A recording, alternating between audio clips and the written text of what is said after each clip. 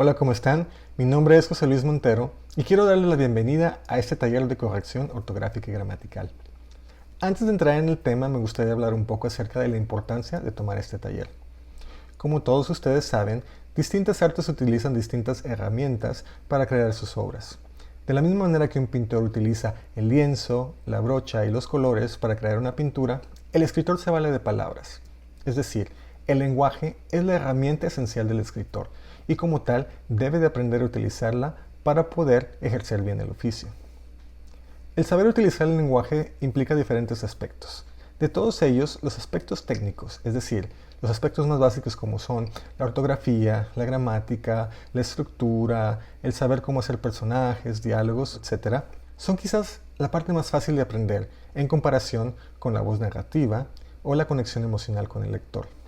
Si nosotros como escritores no ponemos el mínimo cuidado de aprender estos aspectos técnicos, eso habla mucho sobre nuestra dedicación al oficio de la escritura. ¿Qué quiere decir esto? Si nosotros mandamos un texto lleno de faltas de ortografía y errores gramaticales a una editorial o a un concurso, muy probablemente va a ser inmediatamente rechazado. ¿Por qué? Porque estas personas, los editores y los jueces de los concursos, reciben muchísimos más textos de los que tienen capacidad para leer. Tal es así que ellos siempre están buscando la manera de crear filtros para ver cuáles son los textos en los que ellos deben de enfocarse. Los editores por lo general son famosos porque ellos, cuando reciben un manuscrito, leen solamente el inicio y el final del texto. Y si eso los apasiona, leerán lo demás. Ahora, imagínense si ese inicio y ese final está plagado de faltas de ortografía y gramática.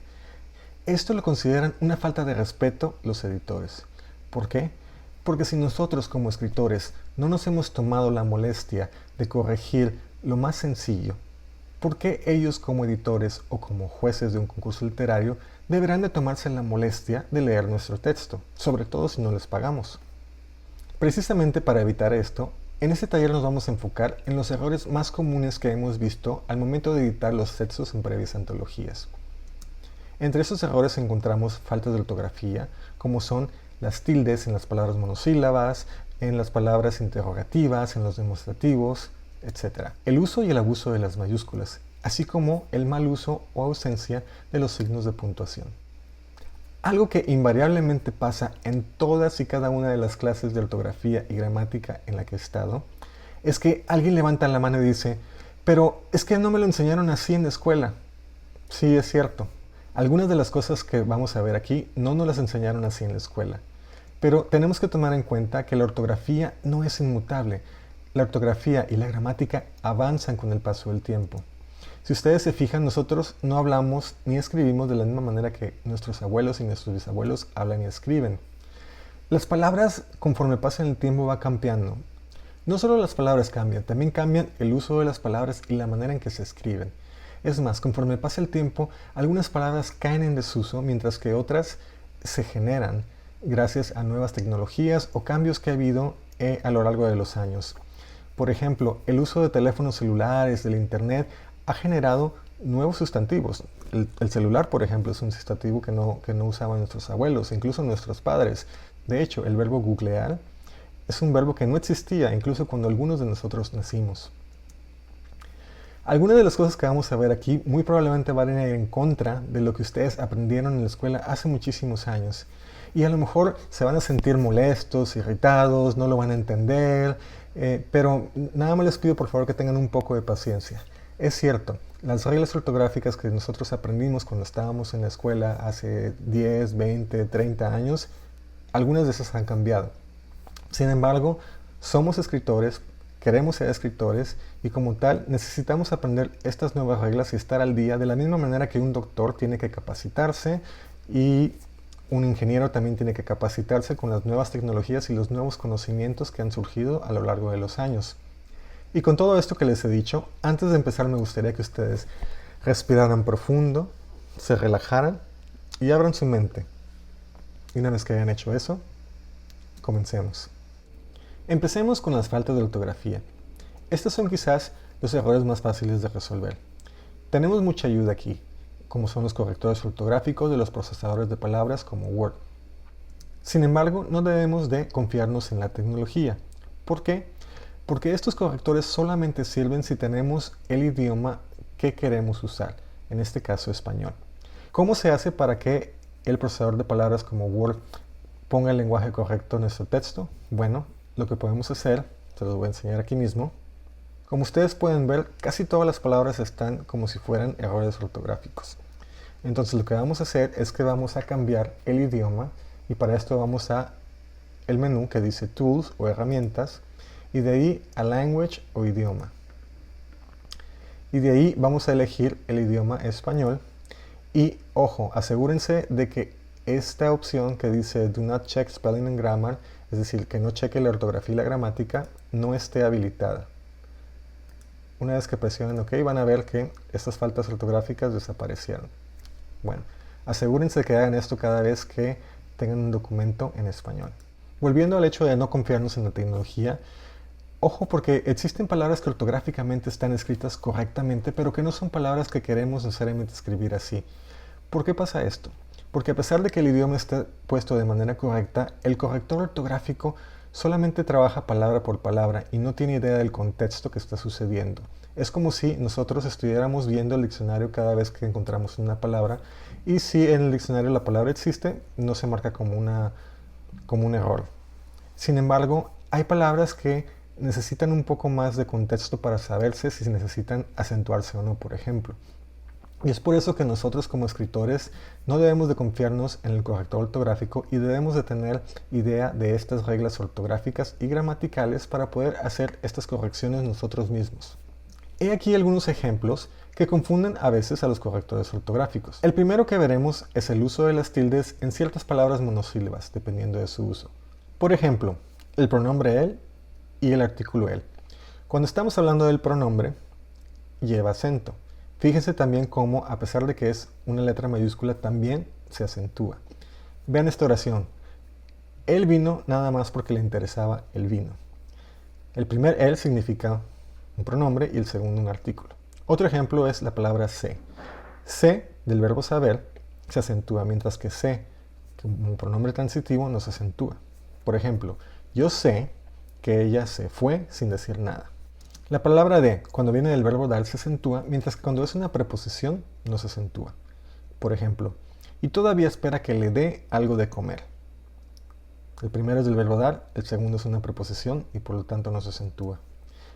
Mi y mi. Mi como posesivo no se acentúa, mientras que mi como pronombre sí se acentúa. Veamos este ejemplo. Mi casa fue diseñada solo para mí. Este último mi se acentúa porque es un pronombre. Tú.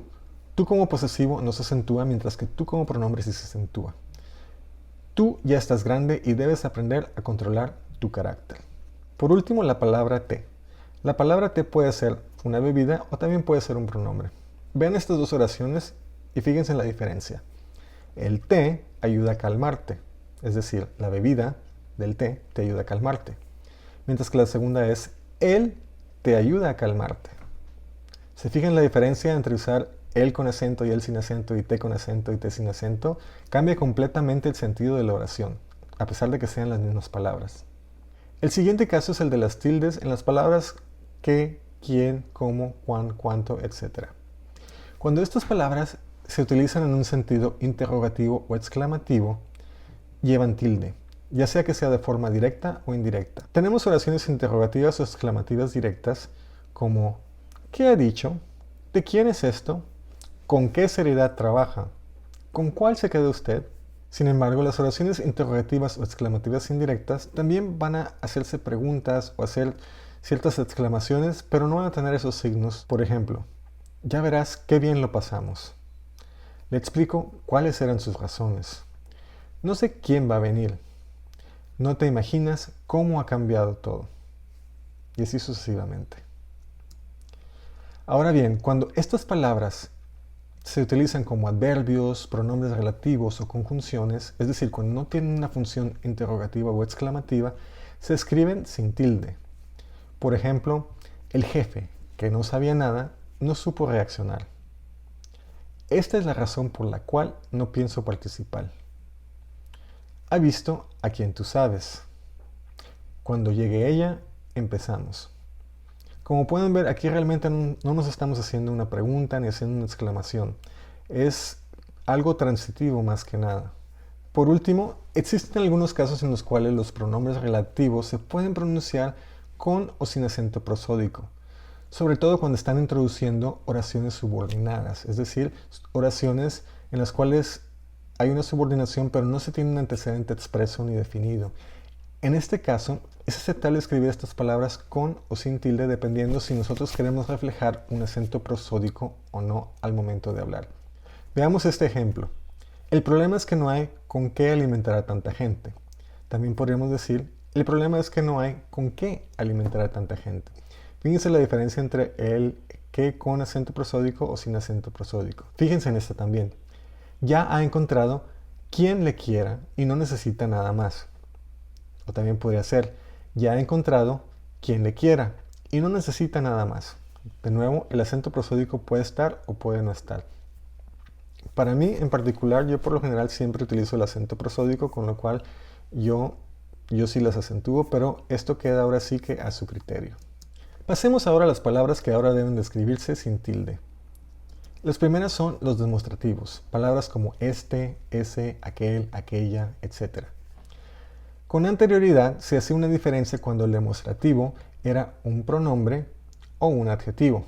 En el caso de que fuera un pronombre, como quiero esta, me gustan aquellos, en ese caso se escribía la tilde. Y cuando era un adjetivo como esta situación, aquellas personas, etc., en ese caso no llevaba tilde. Sin embargo, a partir de mediados del siglo pasado, empezó a cuestionarse un poco esta norma.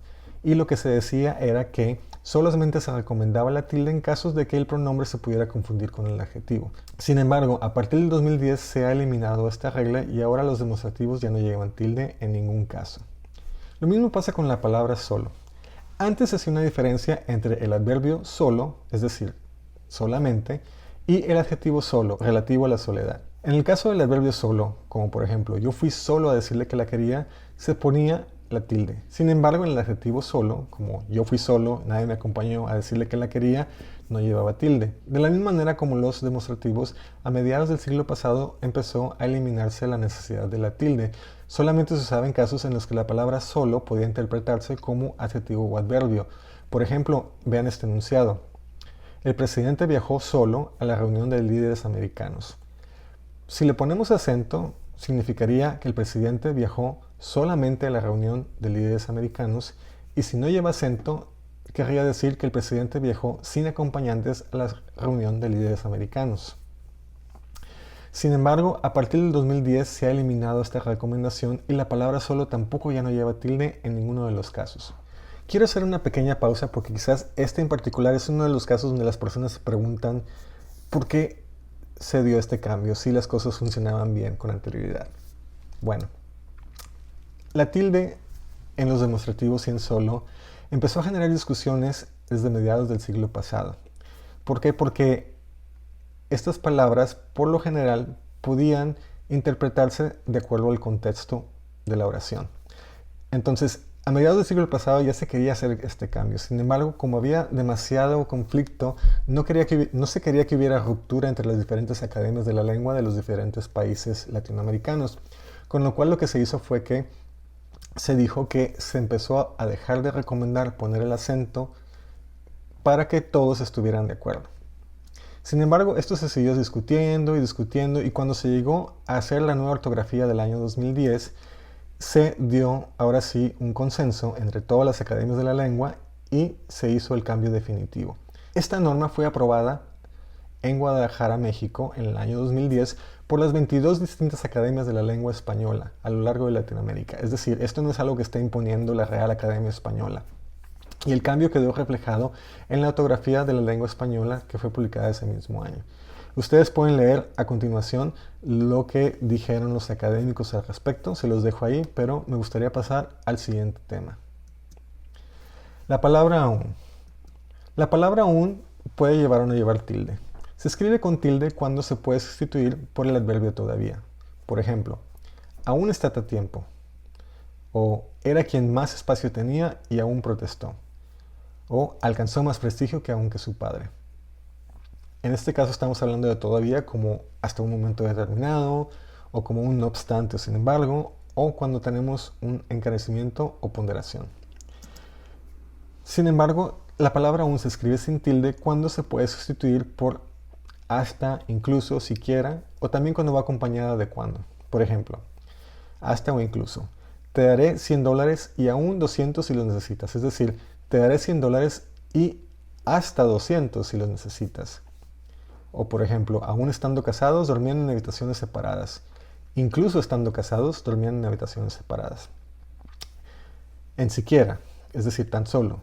No tengo yo tanto, ni aún la mitad, que se podría sustituir por no tengo yo tanto, ni siquiera, o ni tan solo la mitad.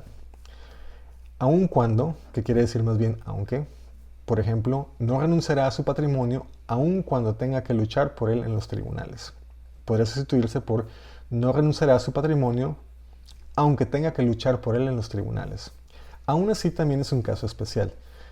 Aquí la palabra aún se acentúa cuando tiene el significado de pese a eso, a pesar de eso, con todo o sin embargo. Por ejemplo, aún así el señor Farías ha comentado que la actividad deberá volver a la normalidad pronto.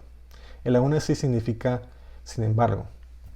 En cambio, cuando la palabra aún se interpreta como todavía, sí debe llevar tilde. Por ejemplo, la competencia se avecina y las instalaciones siguen aún así, es decir, y las instalaciones siguen todavía así. En este caso, sí lleva tilde. Pasemos ahora al uso y abuso de las mayúsculas. Por lo general, en inglés se utilizan las mayúsculas demasiado. Sin embargo, esto en español se considera un abuso. Hablemos de los títulos de los libros para empezar.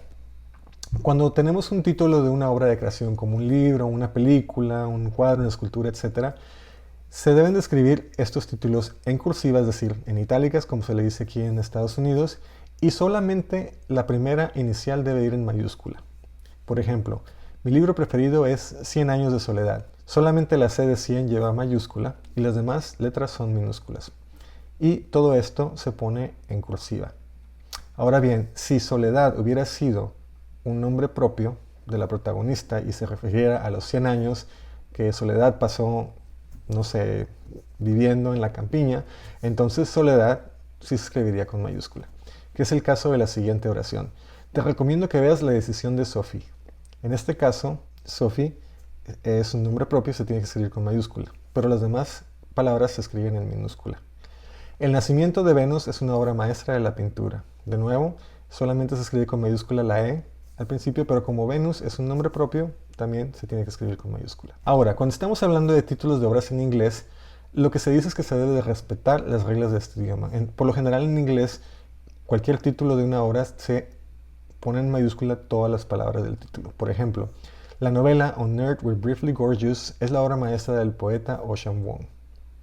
En este caso, como el título está en inglés, lo seguimos escribiendo en cursiva, pero ponemos mayúsculas en todas las palabras porque así es como por lo general se escribe esto en inglés. Una vez que hemos visto los títulos de los libros o de obras completas, hablemos de los títulos de capítulos o secciones de un libro.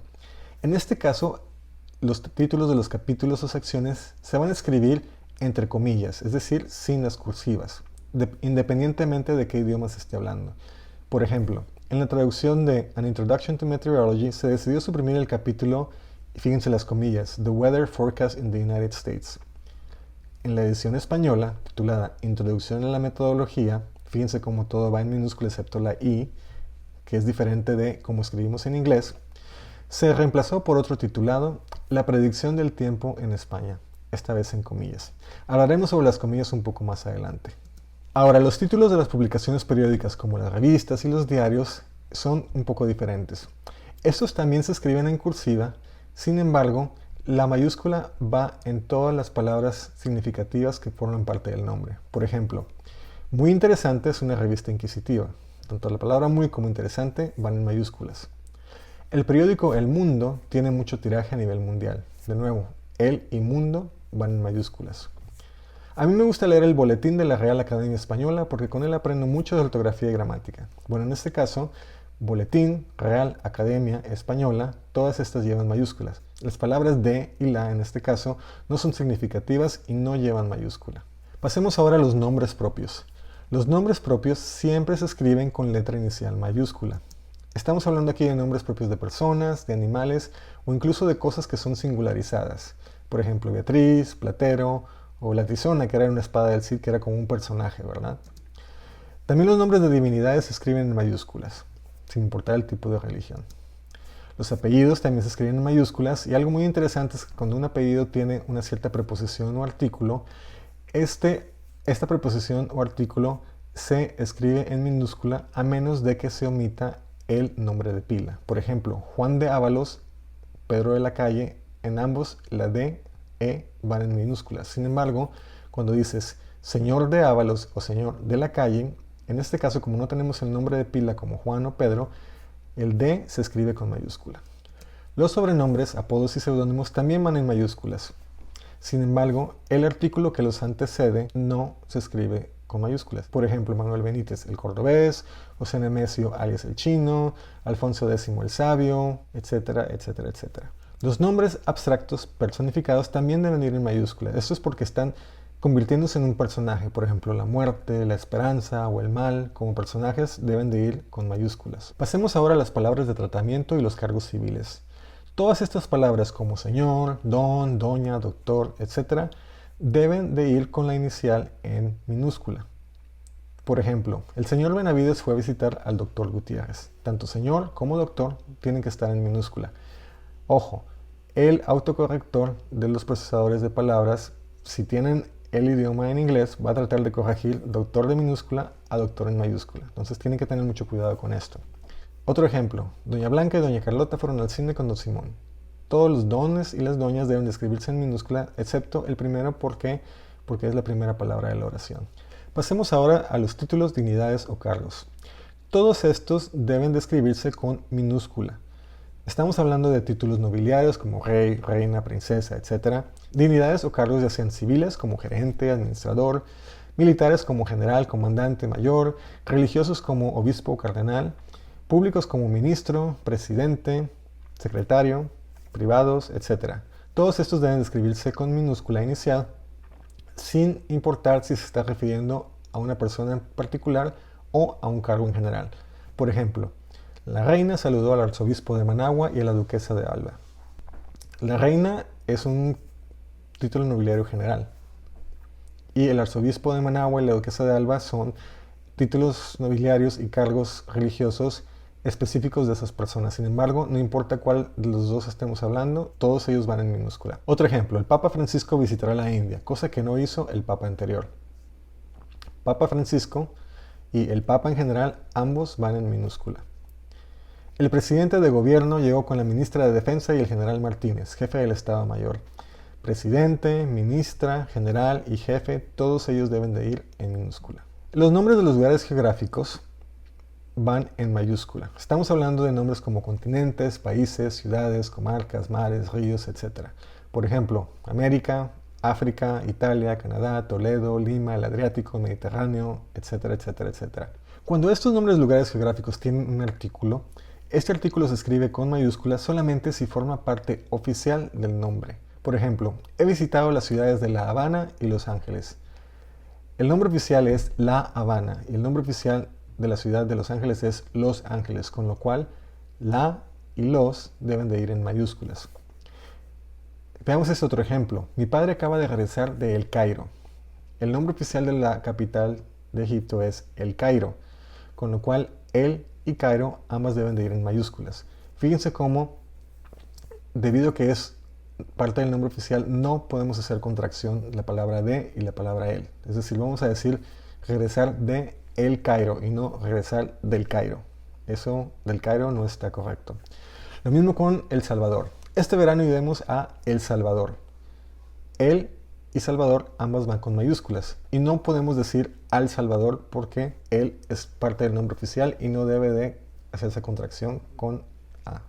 En caso de que estos nombres de lugares geográficos tengan ciertos nombres comunes genéricos que los acompañan, por ejemplo ciudad o río, o mar o sierra, etc., estos solamente se escriben con mayúscula si forman parte oficial del nombre. Por ejemplo, La ciudad de Panamá, el río Ebro, la Sierra de Gredos, en todos estos casos, ciudad, río y sierra van en minúscula porque los nombres oficiales no los incluyen.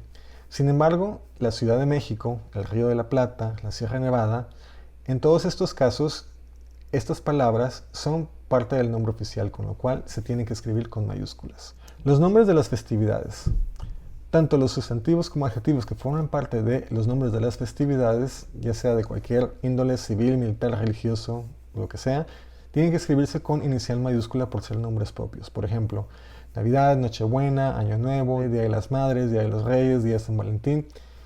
Tanto la palabra día como la palabra madres, como la palabra reyes, como la palabra San Valentín tienen que ir en mayúscula.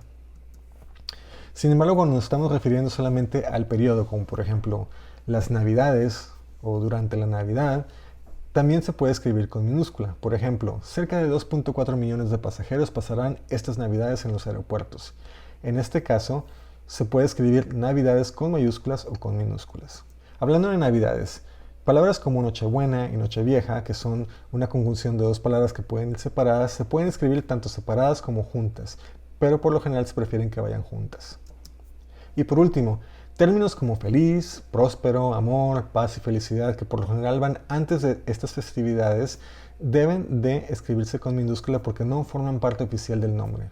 Por ejemplo, el presidente del gobierno desea una feliz Navidad a los periodistas. Feliz debe ir en minúscula. Y yo entiendo que aquí en Estados Unidos la palabra feliz se escribe con mayúscula, Merry Christmas, ¿verdad? Pero realmente, oficialmente en español, feliz no forma parte del nombre de la festividad, con lo cual tiene que ir en minúscula. Ahora, no nos olvidemos, cuando estamos hablando de mayúsculas y minúsculas, que las letras mayúsculas también llevan tilde cuando lo requieren. Algunos de los errores más comunes aquí son la palabra él y las palabras Los Ángeles. Cuando estamos hablando de él, como el pronombre de él fue a la cocina, siempre recuerden que a pesar de que la E va en mayúscula, también lleva acento. Lo mismo con Los Ángeles. Por lo general, como estamos acostumbrados a escribirlo sin acento aquí en los Estados Unidos, lo hacemos en español, sin embargo, tiene que llevar acento cuando estamos hablando en español. Hemos terminado con los errores ortográficos, las tildes y todo esto, y ahora hablemos un poco acerca de los signos de puntuación, sobre todo de la importancia de utilizarlos correctamente. Y aquí les quiero contar una anécdota. Yo recuerdo que cuando estaba en la primaria, en la escuela hicimos una obra de teatro que se llamaba Los signos de puntuación. Y esta obra trataba sobre un juicio en el cual había, me parece que 4 personajes distintos que estaban tratando de interpretar el testamento de una persona que acaba de morir. Les dejo aquí el texto original del testamento. Este texto original no tenía ni un solo signo de puntuación y cada uno de los personajes trataba de interpretarlo de manera que les beneficiara a ellos.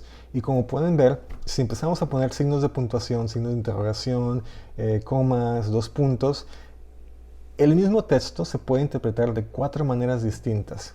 ¿Cuál de estas 4 interpretaciones es la correcta? No lo sabremos nunca. ¿Por qué? Porque la persona que redactó el testamento nunca puso los signos de puntuación, con lo cual nunca sabremos cuál era la intención original. Por eso es muy importante saber poner los signos de puntuación. Empecemos con la coma. La coma indica una pausa breve en el enunciado, aunque a veces se puede escribir o a veces no. Por ejemplo, cuando estamos enumerando elementos, escribimos coma. Excepción del último elemento cuando hay una conjunción como y o o. En ese caso no se escribe coma antes de la conjunción. Por ejemplo, ayer me compré 2 camisas, un pantalón, una chaqueta y 2 pares de zapatos. Fíjense cómo hay una pausa después de cada una de estas enumeraciones y cómo la última enumeración, al tener una conjunción, no lleva la coma. Lo mismo sucede cuando tenemos miembros gramaticalmente equivalentes en un mismo enunciado. Por ejemplo, llegué, vi, vencí. Tenemos en este caso 3 verbos, ¿verdad? Y en ese caso vamos a escribir comas entre ellos. O estaba preocupado por su familia, por su trabajo, por su salud. Por su familia, por su trabajo, por su salud son 3 construcciones que son gramaticalmente equivalentes. No te vayas sin correr las cortinas, cerrar las ventanas, apagar la luz y echar la llave. Tenemos correr las cortinas, cerrar las ventanas, apagar la luz, echar la llave. Todas estas son oraciones que tenemos un verbo y tenemos un sustantivo o complemento, y por lo cual son gramaticalmente equivalentes. La siguiente es muy importante. Antes y después de un sustantivo que funciona como un vocativo, tiene que ir una coma. Un vocativo es un sustantivo que se utiliza para llamar a alguien. Y este puede ser un nombre propio o puede ser una palabra como muchacho, muchacha, etc. Veamos estos ejemplos. Javier, no quiero que salgas tan tarde. Javier, estamos llamándole a alguien, entonces tiene que ir una coma después. Has de saber, muchacho, que tu padre era un gran amigo mío. Como estamos hablándole al muchacho, estamos llamándole al muchacho, refiriéndonos al muchacho en esta oración, muchacho funciona como vocativo y tiene que ir una coma antes y después. Vengan aquí inmediatamente, niños. También estamos hablando a los niños, nos estamos refiriendo a los niños y tenemos que escribir la coma antes de la palabra niños. No, señor. Sí, mujer. Tanto señor como mujer son vocativos porque estamos llamándole a una persona con esos sustantivos. La coma también indica una pausa breve en un enunciado, pero a pesar de esto, algunas veces no se escribe. Por ejemplo, cuando estamos hablando de incisos, digamos, mi madre me llamó y en ese instante supe que estaba en problemas. En ocasiones podemos también prescindir de la coma, pero fíjense que tenemos que prescindir de ambas comas, es decir, o escribimos las dos comas o no escribimos ninguna. En este caso podemos decir, mi madre me llamó y en ese instante supe que estaba en problemas. Madame Bovary, un personaje literario muy famosa en la literatura universal. Miguel, envalentonado por su amante, decidió pedirle el divorcio. Fíjense que todos estos casos podían escribirse estos incisos entre paréntesis o incluso entre rayas y funcionarían de la misma manera. Algo muy importante es que entre el sujeto y el verbo de una oración nunca debe de escribirse una coma. Esto es incluso si el sujeto de una oración está compuesto de muchos elementos que lo hacen demasiado largo. En este caso, a pesar de que nosotros cuando estamos hablando hacemos una pausa, realmente la coma no se escribe. Por ejemplo, mis padres, mis tíos, mis abuelos me felicitaron ayer. La coma entre abuelos y me felicitaron no debe de ir, porque mis padres, mis tíos, mis abuelos son el sujeto de la oración y me felicitaron ayer es el verbo y el complemento, con lo cual eso no se debe de hacer. El otro caso, los alumnos que no hayan entregado el trabajo antes de la fecha fijada por el profesor suspenderán la asignatura. Fíjense cómo hice una pausa, sin embargo, la coma no se escribe porque el sujeto es los alumnos que no hayan entregado el trabajo antes de la fecha fijada por el profesor. Otra situación en la cual es muy importante escribir una coma es cuando invertimos el orden regular de las partes de un enunciado. Es decir, si en vez de tener sujeto, verbo y complemento, anteponemos el verbo y el complemento al sujeto, tenemos que escribir una coma detrás del bloque que ha sido anticipado. Veamos estos ejemplos. En aquellos calurosos días de principios del verano pasado, la convivencia era idílica. La convivencia y era son sujeto y el verbo, ¿verdad? Entonces, como estamos anteponiendo esta parte del complemento antes del sujeto y el verbo, tenemos que escribir la coma. También aquí, a pesar de todo, Gilberto es un buen muchacho. Generalmente esta oración debería leerse Gilberto es un buen muchacho a pesar de todo, pero como estamos anteponiendo a pesar de todo al sujeto, tenemos que escribir la coma antes del sujeto. Si vas a llegar tarde, no dejes de avisarme. Lo mismo, normalmente se debe de escribir no dejes de avisarme si vas a llegar tarde. El sujeto es tú, que aquí está implícito, ¿verdad? Entonces tú no dejes de avisarme si vas a llegar tarde. Como hemos antepuesto esta parte del complemento, pues vamos a escribir la coma después de tarde. También se escribe coma cuando tenemos oraciones introducidas por pero, más, aunque, si no, etc. Por ejemplo, hazlo si quieres, pero no digas que no te lo advertí. La coma antes del pero. Prometiste acompañarla, así que ahora no te hagas como que no sabías. Lo mismo, así va precedido de una coma. Sin embargo, cuando la palabra pero precede a una oración interrogativa o exclamativa, la coma no se escribe. Por ejemplo, ¿pero dónde vas a estas horas? O ¿pero qué barbaridad?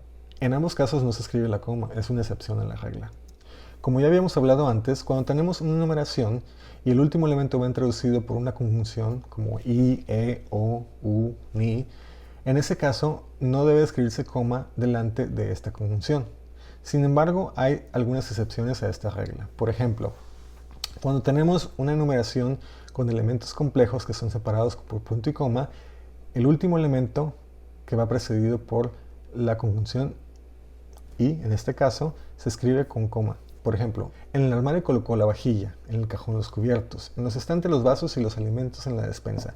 Como pueden ver, todos estos elementos de esta enumeración son elementos complejos, con lo cual tienen que escribirse o separarse con punto y coma. ¿Por qué? Porque ya muchos de estos elementos llevan comas dentro de ellos mismos. Sin embargo, el último de ellos, como tiene la conjunción y los elementos anteriores están separados por punto y coma, se tiene que escribir con coma. También otro caso en el que se escribe coma antes de una conjunción es cuando la secuencia que encabezan enlaza con todo el predicado anterior y no con el último de sus miembros coordinados. Por ejemplo, pagó el traje, el bolso y los zapatos y salió de la tienda. Como pueden ver, pagó en este caso está refiriéndose al traje, al bolso y los zapatos. Entonces aquí tenemos una enumeración completa. Y como tenemos salió de la tienda, estamos hablando de un elemento que se parece más a pagó, es decir, pagó y salió. En este caso, como son dos elementos que están enlazados y no son parte de una enumeración completa, entonces este último elemento va a llevar una coma. Igual aquí, no sé si ir de vacaciones a Francia o Italia, o quedarme en casa. En este caso, si ustedes quitan Francia o Italia, la oración quedaría, no sé si ir de vacaciones o quedarme en casa. En este caso, como el quedarme en casa va aunado a el predicado anterior, entonces vamos a escribir una coma antes de la O.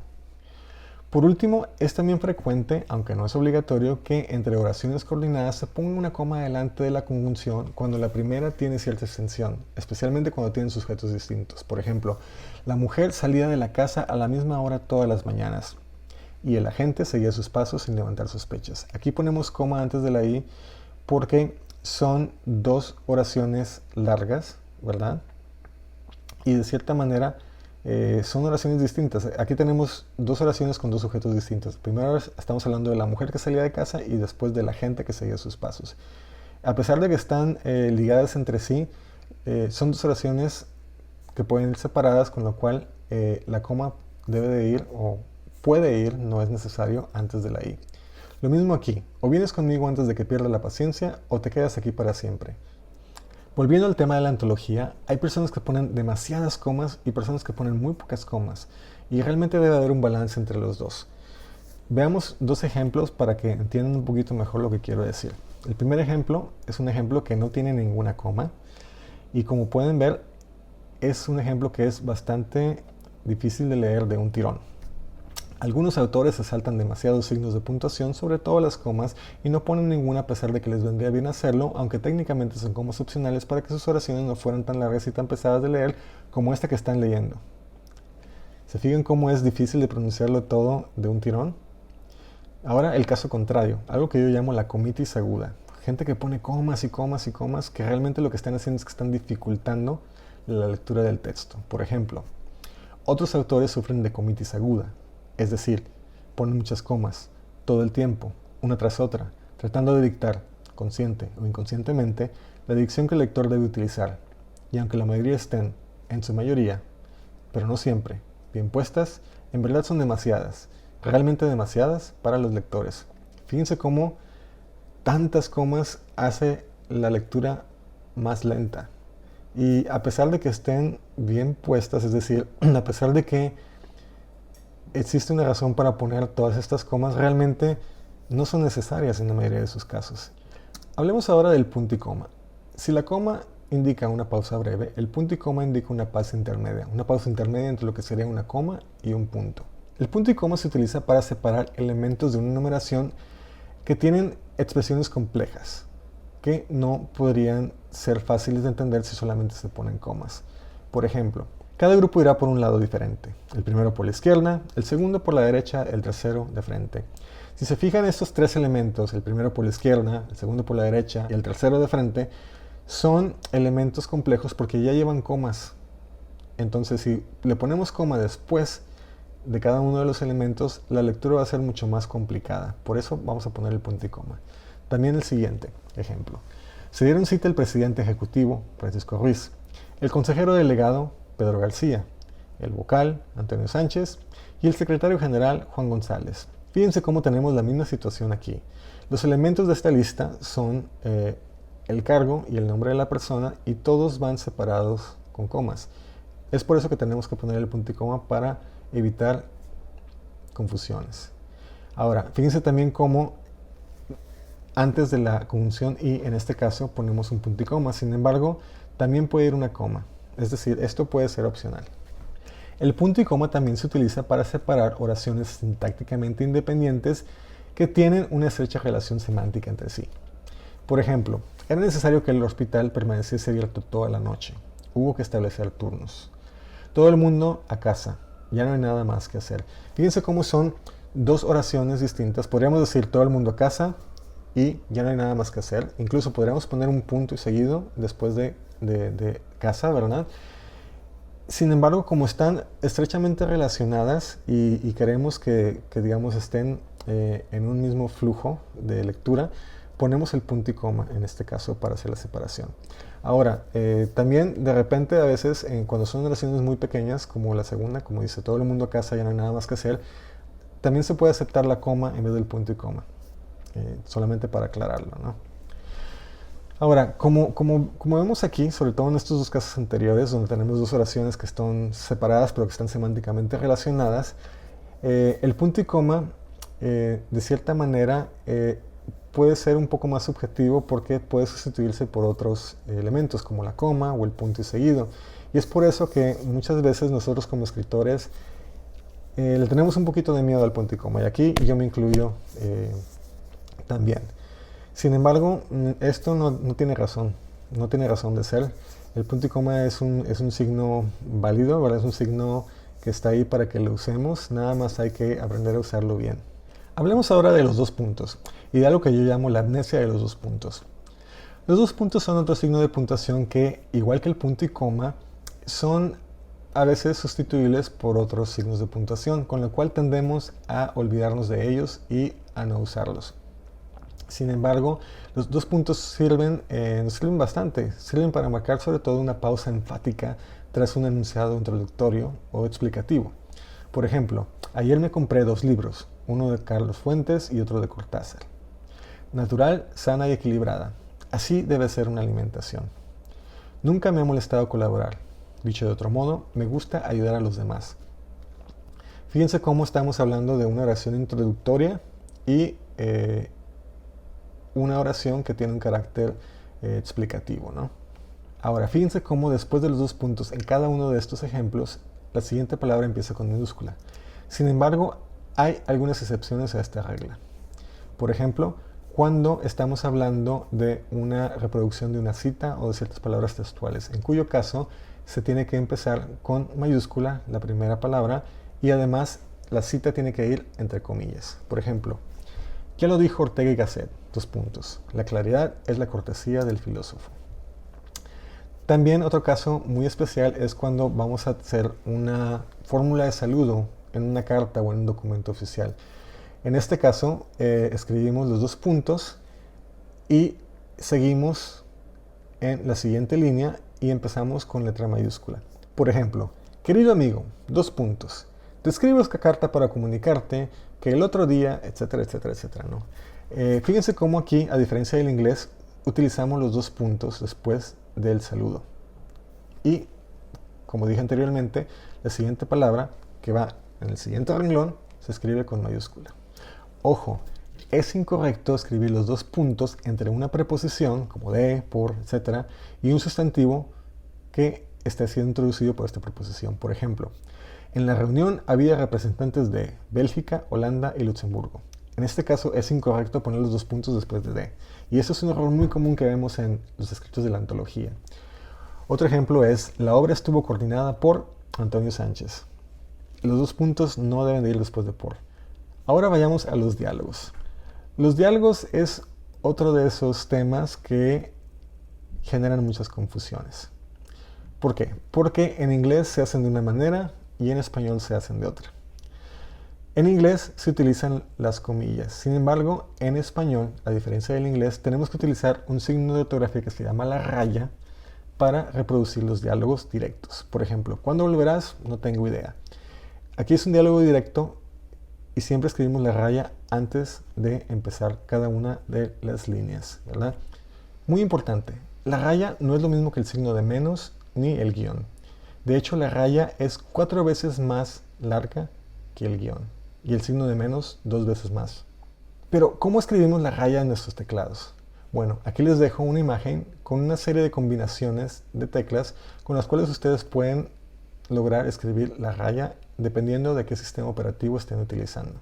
Por ejemplo, en Windows pueden ser el Alt 0151, en Mac utilizan Option, Shift y el guión para escribirlo y así sucesivamente. Bueno, y ahora que ya hablamos acerca de las rayas en los diálogos, hablemos de cómo se utilizan. En particular, cuando tenemos comentarios o aclaraciones dentro de un diálogo. Estos comentarios o aclaraciones son cosas que hace el narrador para aclarar lo que está pasando mientras los personajes están hablando. Y aquí hay dos opciones. Una opción es que este comentario o aclaración empiece con un verbo de habla, es decir, con el verbo decir, añadir, asegurar, preguntar, etc., ¿no? Cuando estamos hablando de que el personaje dijo algo, o preguntó algo, o exclamó algo, o confesó algo, o sea, es decir, cuando estamos diciendo que este personaje habló esto, en ese caso, ese verbo de habla tiene que ir con minúscula, tiene que empezar con minúscula, sin importar que venga un signo de puntuación que sea o que funcione como un punto. Por ejemplo, en la siguiente oración, ¿qué le vamos a hacer?, exclamó resignada doña Patricia. ¿Qué le vamos a hacer?, que va entre signos de exclamación, es el diálogo, lo que dijo doña Patricia. Pero el narrador aquí está aclarando que esta expresión la dijo doña Patricia. Entonces, como exclamó es realmente un verbo de habla, se escribe con minúscula. Y a pesar de que el signo de exclamación después de hacer realmente sirve como si fuera un punto, de todos modos, al final de la oración vamos a escribir un punto también. Sin embargo, cuando estamos hablando de que el personaje continúa hablando después de esta aclaración que hace el narrador, entonces en ese caso el signo de puntuación se va a poner justo después de esta aclaración, que funciona casi como un inciso. Por ejemplo, está bien, dijo Carlos, lo haré, pero que sea la última vez que me lo pides. En este caso, si no aclaráramos que el que lo está diciendo es Carlos, el diálogo diría, está bien, punto y coma, lo haré, pero que sea la última vez que me lo pides. El punto y coma no se va a escribir nunca después de bien. Como tenemos una aclaración, una explicación por parte del narrador, ese signo de puntuación, coma, punto y coma, lo que sea, se escribe después de la aclaración. Ahora veamos el caso en el cual el comentario del narrador no utiliza un verbo de habla. En este caso, las palabras deben de cerrarse con punto y el inciso del narrador tiene que incluir mayúscula. Por ejemplo, no se moleste, cerró la puerta y salió de mala gana. El no se moleste es lo que dijo el personaje. Y el cerró la puerta y salió de mala gana es la aclaración que está haciendo el narrador para decirnos lo que se hizo después de que el personaje dijo no se moleste. En este caso, cerró es un verbo de acción, no es un verbo de habla, no es dijo o preguntó, lo que sea, ¿verdad? Entonces, en este caso, como no es verbo de habla, cerró va con mayúscula y el punto, que normalmente iría hasta el final de la oración, si fuera un verbo de habla, en este caso se escribe justo después de la oración, justo después de moleste. Y también al final va a haber otro punto. Es un poquito más complicado de lograr. También en este caso, si el comentario del narrador continúa, también el punto que marca el fin del inciso se va a escribir tras la raya de cierre, como en el caso anterior. Por ejemplo, ¿puedo irme ya? Se puso de pie con gesto decidido. Se puso de pie. Como estamos hablando de poner, que no es un verbo de habla, se tiene que escribir la primera palabra con mayúscula, ¿verdad? Y también como tenemos, ya tenemos un signo de interrogación que funciona como un punto, vamos a poner otro punto después del inciso. De nuevo, es un poco complicado. Yo más bien lo que diría es que si yo fuera ustedes, yo lo que haría es que haría esto un poco más simple. Por ejemplo, en el caso de no se moleste, yo diría no se moleste, punto. Y luego, aparte, fuera del diálogo, diría fulanito cerró la puerta y salió de mala gana, ¿verdad? Entonces, haciendo este tipo de cosas pueden ustedes evitarse todo este tipo de problemas, ¿no? En el siguiente caso, ¿puedo irme ya? Y luego ponen abajo, se puso de pie con gesto decidido y siguió comentando o siguió diciendo, no hace falta que me acompañe, conozco el camino. O es más, yo diría, ¿puedo irme ya? No hace falta que me acompañe, conozco el camino. Y yo pondría el se puso de pie con gesto decidido como parte de la narración después del diálogo. Otra aclaración es que si el signo de puntuación que se tiene que poner detrás del inciso del comentario que hizo el narrador son los 2 puntos, estos se van a escribir también detrás de la raya de cierre de este comentario. Por ejemplo, anoche estuve en una fiesta, me confesó y añadió, 2 puntos, conocí a personas muy interesantes. Es muy parecido al primer caso. Bueno, ya que hablamos de la raya, hablemos de las comillas. Tenemos diferentes tipos de comillas en español. Primero las comillas angulares, latinas o españolas, que son aquellas que parecen los signos de mayor que y menor que y son 2 de cada lado, ¿verdad? En este caso, las comillas angulares o latinas son las que por lo general se utilizan o se recomiendan para los textos impresos. Tenemos también las comillas inglesas, que son las que normalmente nosotros conocemos aquí en los Estados Unidos, y estas se utilizan cuando necesitamos utilizar comillas dentro de las comillas angulares. Lo mismo va con las comillas simples. Las comillas simples, que no son lo mismo que el acento, ¿verdad? Son también utilizadas cuando dentro de unas comillas inglesas necesitamos utilizar comillas de nuevo. Veamos ahora sí los usos de las comillas. El primer uso es para marcar citas textuales. Cuando vamos a dar una cita textual, tenemos que ponerlo entre comillas. Y de nuevo, en español, debemos de acostumbrarnos, como estamos pensando en publicar, en utilizar las comillas angulares.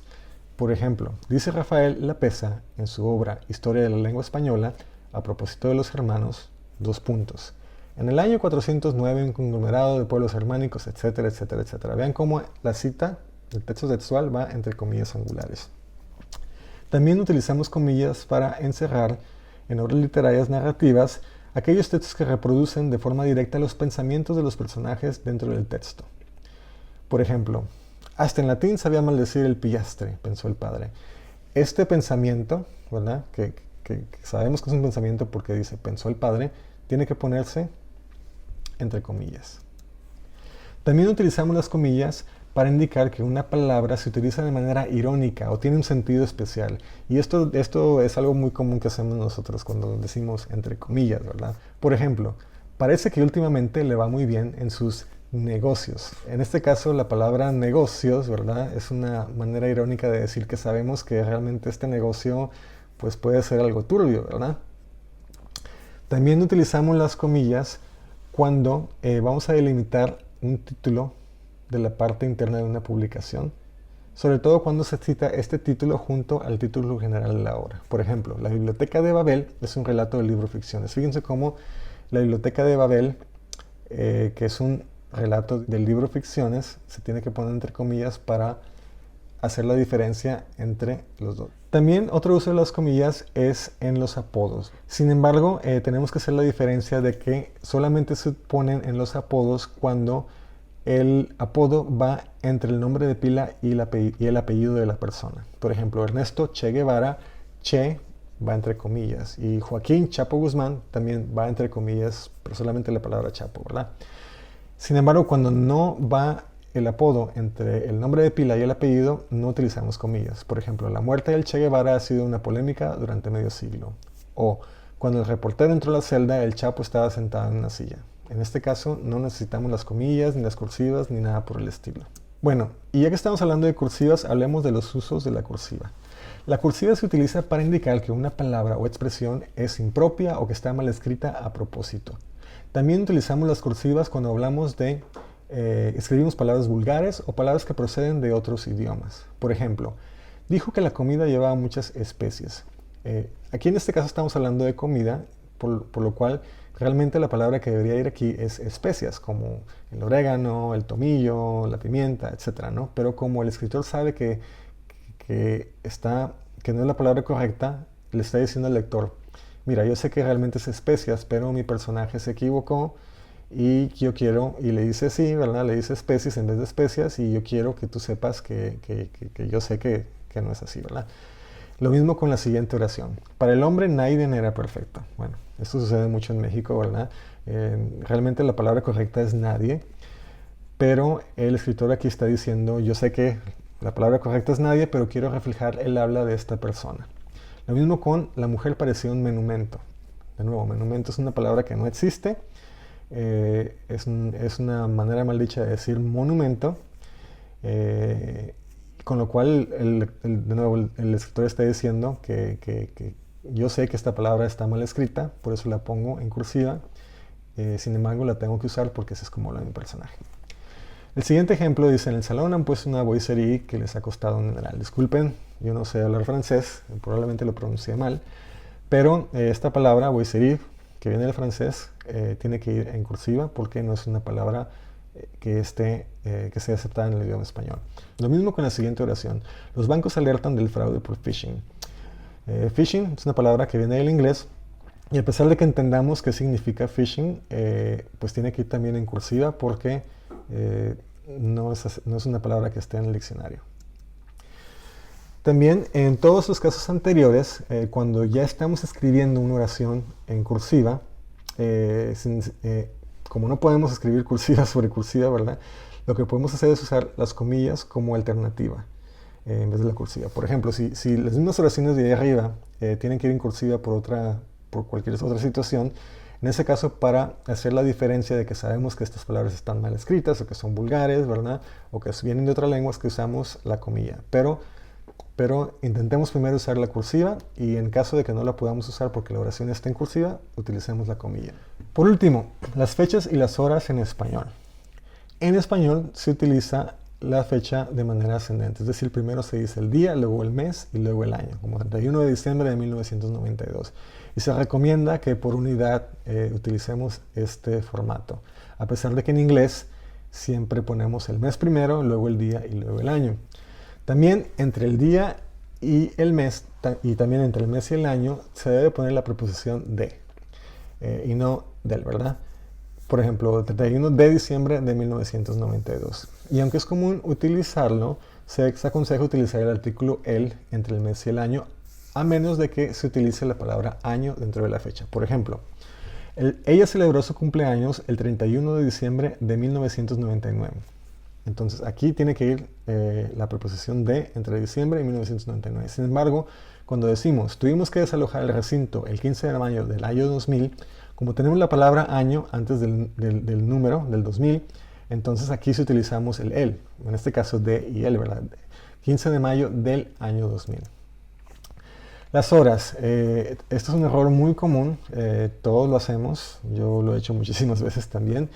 Las horas en español se escriben con AM y PM, sin embargo, hay que tener cuidado porque la A y la M y la P y la M son realmente abreviaciones que vienen del latín ante meridiem y post meridiem, que quieren decir antes del mediodía y después del mediodía. Y como son abreviaciones, después de cada una de las letras tiene que ir un punto y un espacio. Entonces es A punto espacio, M punto espacio y también P punto espacio, M punto espacio. Entonces, aquí vemos como en el ejemplo tenemos el concierto empieza a las 7:30 p.m. el próximo sábado. El PM tiene que ir separado de la hora, ¿verdad? Tiene que haber un espacio entre el 30 y PM, y también entre la P y la M debe haber un punto y un espacio, y también entre la M y el artículo el. Bueno, hasta aquí llegaron las reglas de ortografía basadas en los errores que hemos visto en antologías anteriores. Y antes de despedirme quiero darles ciertas notas o recomendaciones generales. Primero que nada, quiero asegurarles que yo entiendo de que este tema es un tema muy complicado, muy difícil, hay muchas reglas, demasiadas, ¿verdad? Sin embargo, bueno, somos humanos, siempre se nos puede pasar un error, ¿verdad? Esto nos pasa a todos, incluso a los profesionales se les van los errores. Sin embargo, a pesar de que todo este tema es tan complicado y de que hacerlo todo perfecto es muy difícil, tenemos como escritores que siempre aspirar a mandar textos sin este tipo de fallos. ¿Por qué? porque si nos atenemos a que es difícil hacerlo, muy probablemente vamos a caer en fallos mucho más graves, con lo cual se va a poner en entredicho nuestro profesionalismo como escritores. También los correctores de los procesadores de palabras les pueden ayudar muchísimo a detectar los errores comunes. Por favor, utilícenlo. Utilicen el corrector ortográfico y gramatical del Word o de cualquier otro procesador de palabra que ustedes tengan para escribir. Sin embargo, tengan mucho cuidado, no se confíen, sobre todo del autocorrector, porque el autocorrector a todos nos ha pasado que escribe algo completamente distinto a lo que queremos escribir y nos mete en problemas, ¿verdad? Entonces, utilicen las herramientas que tengan a su disposición, pero también no se confíen de ellas. Tengan en cuenta todas estas reglas y revisen los textos una, dos o cuantas veces es necesaria para encontrar este tipo de errores. ¿Y cómo hacemos estas revisiones? Bueno, yo lo primero que les recomiendo es que impriman su texto y lo lean en voz alta. ¿Por qué? Porque no es lo mismo leer en la pantalla que leer en una hoja de papel. Y leer en voz alta hace que nuestro cerebro, de cierta manera, procese las palabras de una forma distinta. No es nada más procesarlos del papel a la vista, sino que va a tener que procesarlo de nuevo a la boca, ¿verdad? Al habla. Y ese proceso extra, ¿verdad? Hace que, de cierta manera, nosotros pues leamos el texto con ojos distintos, ¿no? De una manera distinta. Nos hacemos más conscientes de este tipo de errores. Sobre todo esto es muy importante cuando quieren corregir signos de puntuación. Si ustedes leen su texto en voz alta y empiezan a notar que están haciendo pausas donde no hay signos de puntuación, esto es una sugerencia de que aquí les está faltando eso. ¿Verdad? Lo mismo cuando están leyendo en voz alta y de repente notan que tienen la comitis aguda y tienen demasiadas comas, ¿verdad? Y el texto se está volviendo lento, es una buena manera de darse cuenta de que quizás tenemos demasiados signos de puntuación y hay que hacer algo al respecto. Otra recomendación que yo les hago cuando lean su texto en voz alta, porque a veces también pueden corregir tantas veces que incluso cuando ya lo imprimieron y lo están leyendo en voz alta, pues ya el texto se lo saben de memoria, ¿verdad? Entonces, ¿cómo le hacemos para que nuestro cerebro empiece a dejar de decir, ya esto ya me lo sé, entonces digamos que inconscientemente casi que ya no lee, simplemente está diciendo lo que sabemos que tiene que decir. Entonces, para sacar al cerebro de este proceso, ¿verdad?, de automatización, yo les recomiendo que impriman el texto con otro tipo de letra. Y mientras más extraño sea el tipo de letra, mucho mejor. ¿Por qué? Porque lo que van a hacer ustedes al hacer esto es que van a forzar al cerebro a interpretar de nuevo todo lo que están ustedes leyendo, porque el cerebro al cerebro ya no le parece que esto es lo mismo que ustedes escribieron. Tiene que esforzarse en detectar las letras, ¿verdad? Porque son completamente diferentes. Y en este caso pueden ustedes ver cosas de las cuales no se habían percatado antes, ¿no? Otra recomendación muy importante es que cuando tengan dudas, consúltenlas. ¿Dónde pueden consultar este tipo de dudas sobre ortografía y gramática? Bueno, ahí les va. Tenemos el diccionario de la lengua española, de la RAE, ¿verdad? También tenemos el diccionario panhispánico de dudas, el cual realmente es un buen lugar para consultar reglas del uso de los signos de puntuación. También tenemos la ortografía de la lengua española y la Fundeo. La Fundeo es muy interesante porque esta Fundeo no es la Real Academia Española.